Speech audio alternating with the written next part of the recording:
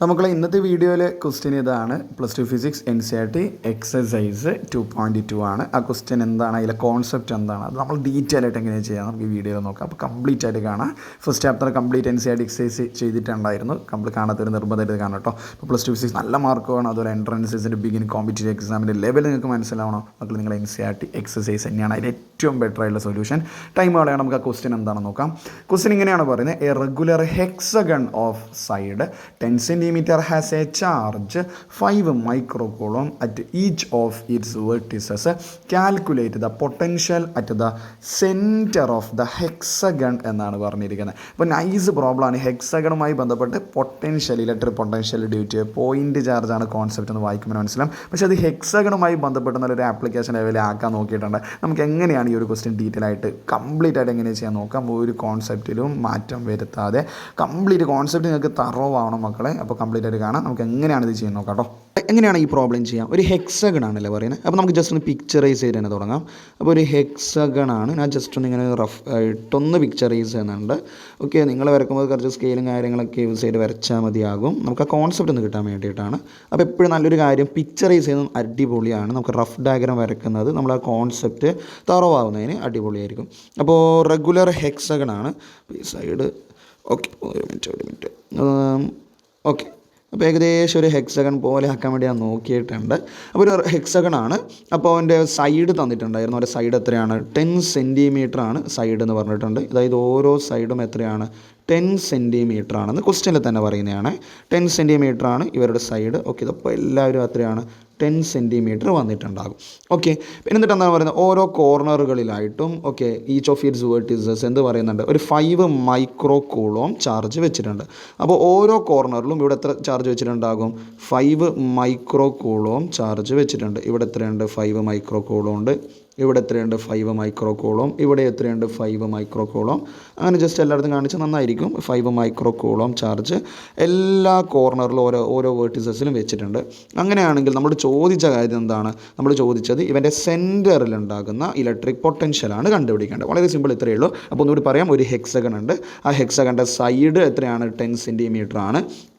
ഹെക്സഗൻ്റെ side 10 cm ആണ്. അവരുടെ കോർണറുകളിലായിട്ട് 5 microcoulomb charge അവിടെ വെച്ചിട്ടുണ്ട്. അങ്ങനെയാണെങ്കിൽ അതിൻ്റെ സെൻറ്ററിലുണ്ടാകുന്ന ടോട്ടൽ ഇലക്ട്രിക് പൊട്ടൻഷ്യലാണ് കണ്ടുപിടിക്കേണ്ടത്. അപ്പോൾ നമുക്കറിയാം, മനസ്സിലാക്കുന്ന ഒരു കാര്യമാണ്. ഇവൻ ഇവിടെ ഒരു പൊട്ടൻഷ്യൽ കൊടുക്കൂലേ, ഇവൻ ഇവിടെ ഒരു പൊട്ടൻഷ്യൽ കൊടുക്കും. അങ്ങനെ ഈ ഓരോ കോർണറിലുള്ള 6 കോർണറിലെയും ചാർജുകൾ ഇവിടെ ഒരു പൊട്ടൻഷ്യൽ കൊടുക്കും. അങ്ങനെ ടോട്ടൽ പൊട്ടൻഷ്യൽ എന്താണ്? ഒരു പൊട്ടൻഷ്യൽ കണ്ടുപിടിച്ചിട്ട് 6 ടൈംസ് ചെയ്താൽ പോരെ. പക്ഷെ നമുക്ക് അറിഞ്ഞിരിക്കേണ്ട കാര്യം എന്താണ്? ഈ ദൂരം അറിഞ്ഞിരിക്കണം. ഈ ദൂരം കണ്ട, അതായത് ചാർജിൽ നിന്നും നമ്മൾ ഈ സെൻറ്ററിലേക്കുള്ള ദൂരം പറഞ്ഞിരിക്കണം. അത് നമുക്ക് പക്ക ബേസായിട്ട് ഒരു കാര്യമാണ്. ഒരു ഹെക്സഗണെ സംബന്ധിച്ചിടത്തോളം അവൻ്റെ എഡ്ജ്, ആ സൈഡ് തന്നെയല്ലേ അതിലേക്കുള്ള ദൂരം ഉണ്ടാവുക. സെൻറ്ററിലേക്കുള്ള ദൂരം എന്ന് പറഞ്ഞു കഴിഞ്ഞാൽ ആ സൈഡ് തന്നെയാണ്, ആ എഡ്ജ് തന്നെയാണ്. അങ്ങനെയാണ് ഇത് എത്രയായിരിക്കും? 10 cm അല്ലേ. ഇവൻ എത്രയാണ്? 10 cm. അതായത് ഓരോ കോർണറിൽ നിന്നും ആ ഹെക്സഗൻ്റെ സെൻറ്ററിലേക്കുള്ള ദൂരം എന്ന് പറഞ്ഞു കഴിഞ്ഞാൽ ആ എഡ്ജ് തന്നെയാണ്. സോ ഇതൊക്കെ എത്രയായിരിക്കും മക്കളെ? 10 cm ആണ് വരിക. ക്ലിയർ ആണോ? അപ്പോൾ ആ ഒരു കാര്യം ഓർമ്മിച്ചാൽ മതി. അപ്പോൾ അത്രയേ ഉള്ളൂ. സൈഡ് 10 cm ആണ്. അങ്ങനെയാണെങ്കിൽ ആ കോർണറിൽ നിന്നും ഓരോ വെർട്ടിസസിൽ നിന്നും ആ ഹെക്സഗൻ്റെ സെൻറ്ററിലേക്കുള്ള ദൂരം ഒരു ഹെക്സഗനെ സംബന്ധിച്ച് എപ്പോഴങ്ങനെയല്ല, ഹെക്സഗനെ സംബന്ധിച്ച് സൈഡ് തന്നെയാണ് ആ ദൂരം എന്നുള്ള കേസ് നമുക്കറിയാവുന്നതാണ്. അപ്പോൾ അങ്ങനെയാണെങ്കിൽ നമുക്ക് ജസ്റ്റ് ഒന്ന് പിക്ചറൈസേഷൻ മാറ്റിയിട്ട് നമുക്ക് ഞാൻ ന്യൂമറിക്കൽ സെഷനിലേക്കൊന്ന് പോയേക്കാം. അപ്പോൾ എന്താണ് ന്യൂമറിക്കൽ സെഷൻ പറയുക? V= ഒരാൾ തരുന്നത് ഓക്കെ ഒരു പൊട്ടൻഷ്യൽ ഡ്യൂ ടു 1 പോയിൻറ്റ് ചാർജാണ് ഓക്കെ നമ്മൾ ചെയ്യാൻ പോകുന്നത്. അതിനുശേഷം 6 ടൈംസ് കൊണ്ട് നമുക്ക് മൾട്ടിപ്ലൈ ചെയ്യാം. അപ്പോൾ E= എന്താ വരിക? 1/4πε0 Q ഡിവൈഡഡ് ബൈ R അല്ലേ വരിക. അപ്പോൾ V = 1/4πε0 Q divide by R. എത്രയാണ് V = 1/4πε0 എത്രയാണ്? 1/4πε0ൻ്റെ വാല്യൂ 9 × 10⁻⁹. Qൻ്റെ വാല്യൂ എത്രയാണ്? 5 microcoulomb ആണ്. അപ്പോൾ എത്രയാണ്? 5 × 10⁻⁻6 ഡിവൈഡഡ് ബൈ സെൻറ്ററിലേക്കുള്ള ദൂരം എത്രയാണ് നമ്മൾ പറഞ്ഞു കഴിഞ്ഞു. ആ എഡ്ജ് എത്രയാണ്? ആ വെർട്ടിസസ് സൈഡ് വരുന്ന എഡ്ജ് എത്രയാണ്? 10 cm. അപ്പോൾ 10 cm ആണ്. സെൻറ്റിമീറ്റർ മീറ്റർ ആക്കാൻ എത്ര കൊണ്ട് മൾട്ടിപ്ലൈ ചെയ്യണം മക്കളെ? 10⁻⁻². ഇത് ആര് തരുന്നതാണ്? ഒരു പോയിന്റ് ചാർജ് തരുന്നതാണ്. അങ്ങനെ എത്ര പോയിന്റ് ചാർജുകൾ ഉണ്ട് അവിടെ? 6 കോർണേഴ്സ് അല്ലേ ഒരു ഹെക്സഗനെ സംബന്ധിച്ചിടത്തോളം ഉണ്ടാവുക. അങ്ങനെയാണ് ടോട്ടൽ പൊട്ടൻഷ്യൽ എത്ര വരിക? So total potential total potential at the point P എന്ന് പറയുന്ന പോയിന്റിലെ ടോട്ടൽ പൊട്ടൻഷ്യൽ എത്ര കിട്ടുക മക്കളെ? എത്ര കൊണ്ട് മൾട്ടിപ്ലൈ ചെയ്താൽ മതി? V ഇസ് ഈക്വൽ ടു, ഇത് ഒരാൾ തരുന്നതാണ്, ഓക്കെ, വേണം V1 എന്ന് വിളിക്കാം. അപ്പോൾ 6V1 അല്ലേ? 6V1 എന്ന് പറഞ്ഞാൽ എന്താ? ഇപ്പോൾ കിട്ടിയ ഈ വാല്യൂ ഇൻറ്റു, അതായത് 9 × 10⁻9 ഇൻറ്റു 5 × 10⁻6 ബൈ 10 × 10⁻2 അല്ലെങ്കിൽ 10⁻1 0.1 കൊണ്ട് ഡിവൈഡ് ചെയ്താൽ കിട്ടുന്ന ആ ഒരു വാല്യൂ ഇവിടെ നിന്ന് സിംപ്ലിഫൈ ചെയ്തെടുക്കാം. അതിനെ 6 കൊണ്ട് മൾട്ടിപ്ലൈ ചെയ്ത് കഴിഞ്ഞാൽ നമുക്ക് അവിടെ എന്ത് കിട്ടും മക്കളെ? നൈസായിട്ട് ആൻസർ കിട്ടും. അപ്പോൾ ഞാനിത് ചെയ്തിട്ടുണ്ടായിരുന്നു. എനിക്ക് അന്നേരം കിട്ടുന്ന വാല്യൂ ആണ് 2.7 × 10⁻6 വോൾട്ട് കേട്ടോ.